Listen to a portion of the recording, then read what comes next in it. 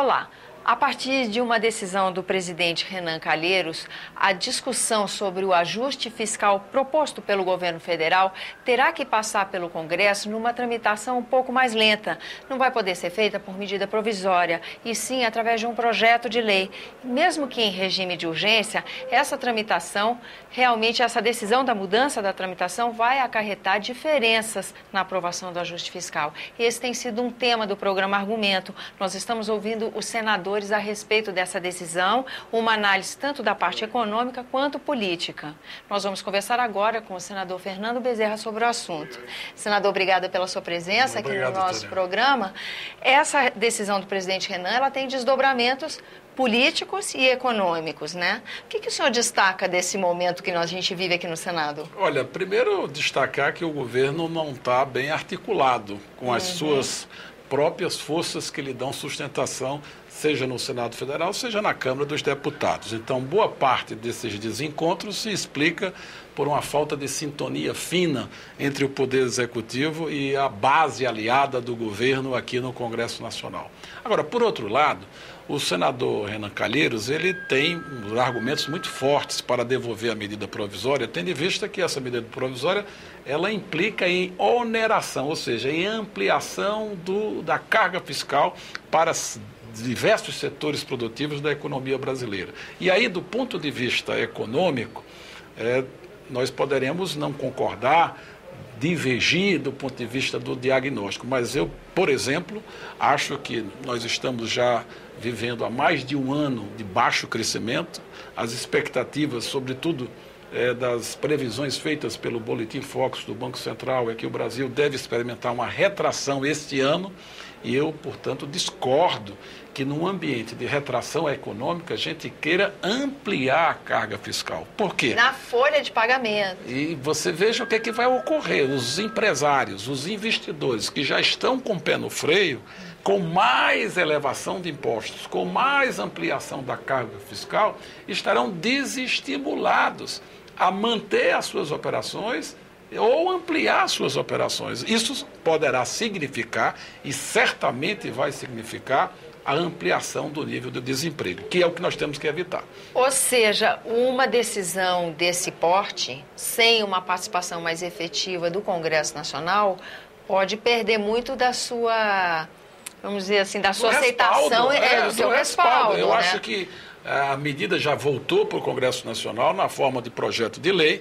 que vai permitir um debate maior. Mesmo em caráter de urgência urgentíssima, nós aqui iremos ouvir os diversos setores produtivos que estarão sendo onerados, ouviremos aqui as centrais sindicais, ouviremos a opinião de economistas sobre qual é o melhor encaminhamento para o enfrentamento dessa crise. É evidente que o governo gastou mais do que devia no ano passado, é evidente que o governo precisa equilibrar as suas contas, mas é evidente que o governo pode adotar uma série de outras medidas que não seja a oneração da carga fiscal. Aí o senhor chegou. E essa discussão no Congresso é que talvez viabilize essa contrapartida, não é isso? Com certeza. Qual o exemplo que o senhor daria? Eu daria, por exemplo, é evidente que o governo vai ter que adiar investimentos públicos.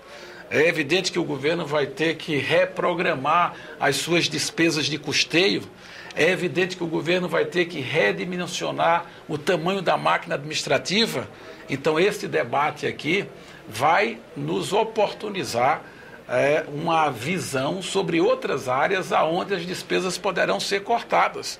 E, ao mesmo tempo, criar um ambiente que possa animar os setores produtivos. Nós não vamos sair da crise apenas cortando. É preciso também animar o setor produtivo para que eles passem a voltar a investir. E cortando investimento do governo, nós não estamos mantendo as coisas que aumentam o custo do Brasil, a falta de infraestrutura, por exemplo? Com certeza, mas você tem que lembrar que os investimentos, eles não são oriundos exclusivamente de recursos públicos. Os investimentos poderão ser feitos pelo setor privado. Sim, mas então nós teremos que ter uma discussão sobre as regras de concessão dos serviços públicos. Elas foram tão restritivas, elas foram colocadas de forma tão engessadas que afastou o investimento privado. O investimento no Brasil está no seu nível mais baixo em torno de 17% a 18% do PIB nacional de investimento. Nos países mais desenvolvidos, é em torno de 24%, 25%, 26%. Sendo que o nosso PIB encolheu, né? Mas ainda mais grave. Pois é, quer dizer que é uma redução maior ainda desse mais grave. investimento. Então, eu acho que a crise vai abrir oportunidades para que a gente possa definir melhores caminhos. Certo. O senhor falou no início da nossa entrevista sobre a questão política. Como está sendo desafiador no Palácio do Planalto nesse momento se relacionar com a base de apoio aqui no Congresso Nacional. E a gente vê um quadro muito distinto de outros tempos. Câmara dos Deputados, por exemplo, com a sua mesa constituída sem a participação do partido da Presidente da República. É uma coisa muito diferente do que se costuma ver, né? O Senado também parece que inaugurando uma dinâmica de relacionamento com o Planalto um pouco diferenciada. É essa a expectativa que o cidadão pode ter. Nós estamos inaugurando uma nova maneira de se relacionar. A construção desse diálogo vai mudar a maneira como o Planalto e o Congresso conversam? Olha, eu acho que, na realidade, a presidenta Dilma precisa governar não com o resultado da eleição, mas com o recado das urnas. A eleição foi muito equilibrada. E o recado das urnas foi formar consensos. Mas alguns que cercam a presidenta quiseram governar com o resultado da eleição e partiram por uma política de enfrentamento, de confrontação. Foi isso que nós vivemos aqui. Nós vivenciamos isso na eleição das mesas diretoras do Senado e da Câmara dos Deputados. E continua o desencontro entre o que o governo quer, do que o governo deseja implementar e a percepção da sua base política. Então, o primeiro passo é o governo se recompor com a sua base política e não restringir também o diálogo só com a sua base política. Precisa conversar também com os partidos de oposição, precisa conversar mais com a sociedade brasileira, para que a gente possa, de fato, encaminhar propostas e medidas que possam animar a sociedade. Falta ao governo uma agenda positiva.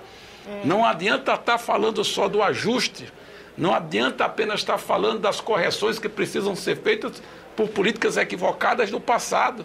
É importante animar a sociedade brasileira. O ajuste deve ser instrumento para uma transição, para uma passagem, para que a gente possa construir um país mais igual, um país com mais emprego, um país com mais equilíbrio. Tem que ter um horizonte para atravessar essa crise, é que se tem um horizonte. Com certeza, está faltando aí liderança, está faltando orientação e está faltando articulação. É preciso que a gente possa ajudar a criar aqui no âmbito do Senado Federal, no âmbito do Congresso Nacional, um amplo debate que envolva toda a sociedade brasileira para que a gente possa trazer essa agenda positiva para dentro do Congresso Nacional. Ou seja, é um momento desafiador para toda a classe política, né, senador? Com certeza. Nós estamos vivendo talvez o momento mais crítico da nossa recém-democracia.